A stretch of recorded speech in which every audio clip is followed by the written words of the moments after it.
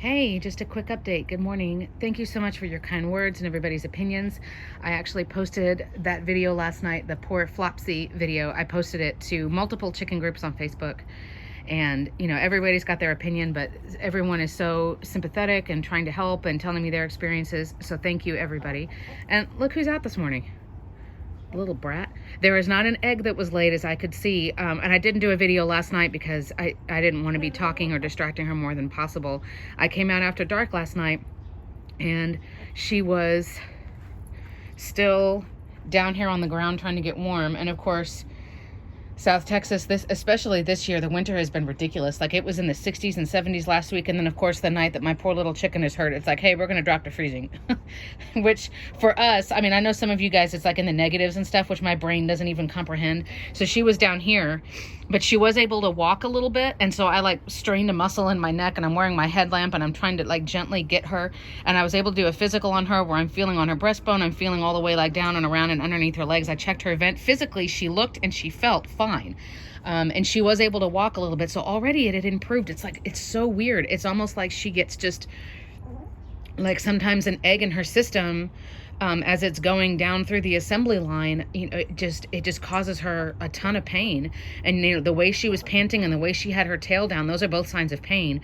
I did learn a couple of things just random for you to keep in your in your toolbox in the back of your mind, my fellow chicken tenders.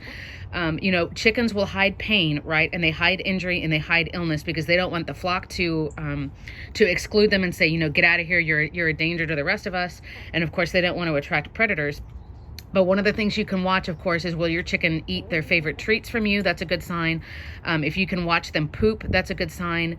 Of course, drinking water, even if they're taking it from a dropper or you have like a tablespoon and you're holding, is a good sign. Dean suggested if she's having trouble passing eggs, I can get her a little bit of olive oil, which I'm going to try because she hasn't laid yet. But also watching the color. Like how we would check for us if we are pale or jaundiced or whatever.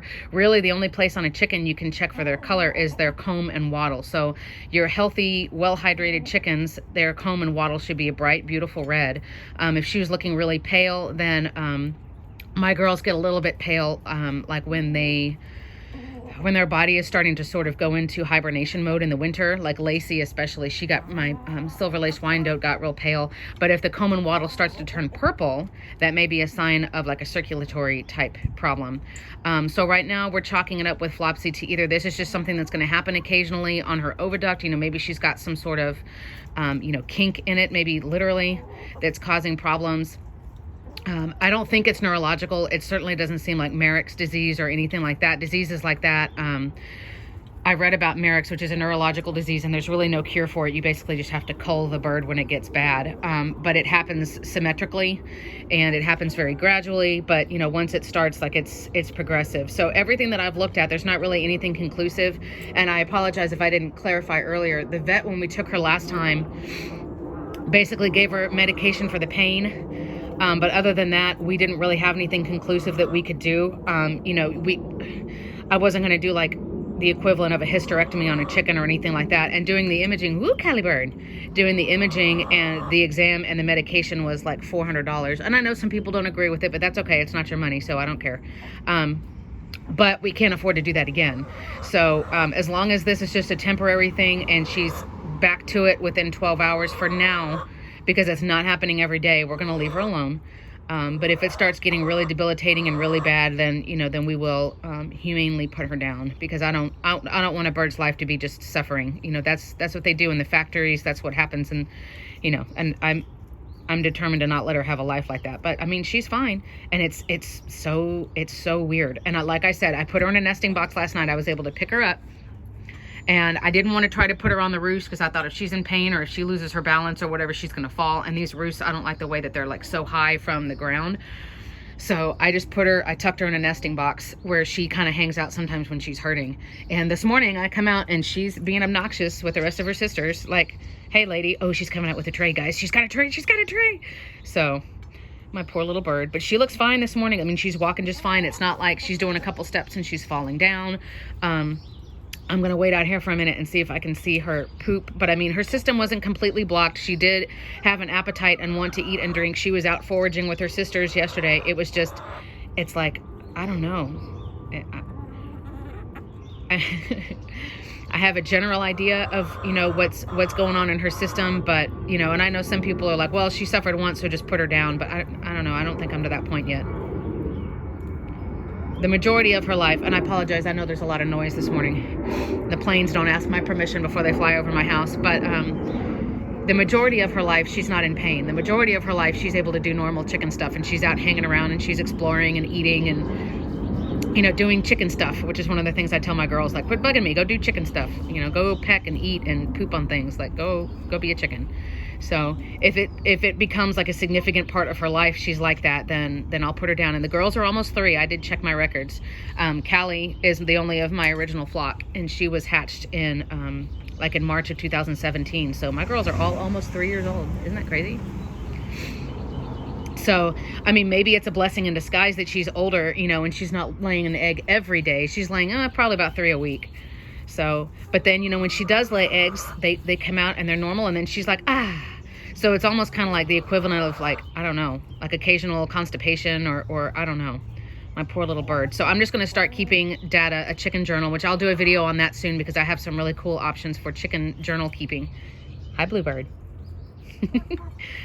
But for now, she's okay. I'm so grateful. Thank you for everybody, you know, who was thinking about her. And of course, I'm laying in bed last night and I know it's freezing outside, and my poor little chicken, and oh my goodness. So, but she's fine now and she's eating. They've got their spicy oatmeal. I'm going to let them out, hang out for a minute, see if I can catch her pooping just to make sure everything looks as systems normal. So thank you, everybody. I'll keep you updated if this happens again. This is also move weekend, so things are going to be kind of nuts.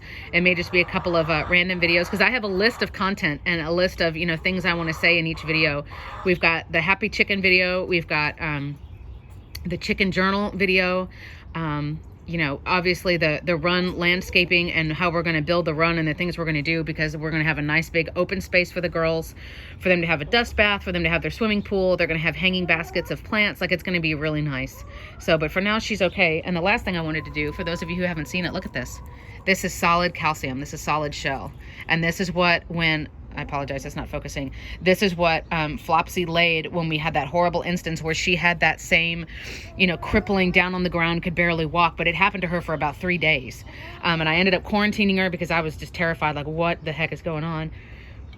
And also I had to catch her twice a day and give her liquid pain medication. And that's all in that prayers for Flopsy set of videos in the chicken medical playlist. But that's what she ended up passing. So, I mean, it's something with her oviduct, but she's okay right now. She's eating. Makes me happy.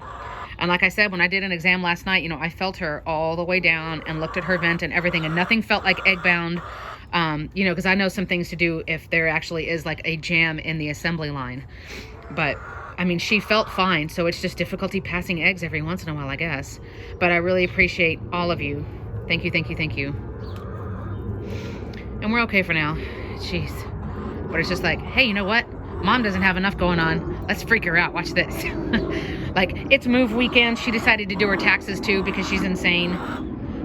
You know, because I don't have enough going on. Let me do my taxes. And I'm teaching music lessons, and I teach Spanish lessons, and I'm involved in a mom's club chapter, and I volunteer at the school, and we're helping out with scouts. And you know what? Mom doesn't have enough going on. Let's freak her out. But she's okay for now, so thank you, everybody. And like I said, we're moving this weekend, but we'll be around. And Nikki and Dean and all of my other friends, thank you guys so much for your love. We'll be back soon. Yes, ma'am. I'm letting you out now. Jeez.